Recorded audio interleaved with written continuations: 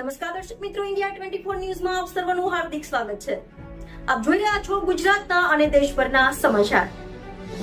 ખેડા જિલ્લાના કઠલાલ તાલુકાના ભાનેર દૂધ ઉત્પાદક સહકારી મંડળી તરફથી ભાનેર ગામની તમામ શાળા, આઈટીઆઈ અને બાલ મંદિરમાં બિસ્કિટ વિતરણ કરવામાં આવ્યા, જેમાં ભાનેર દૂધ ઉત્પાદક મંડળીના ચેરમેન, વાઇસ ચેરમેન, સેક્રેટરી સાથે દૂધ મંડળીનો કર્મચારી સ્ટાફ, કમિટી સભ્યો હાજર રહ્યા હતા. રિપોર્ટર પ્રવીણસિંહ સોલંકી સાથે bureau chief Navdeep Raval, India 24 news, Kheda.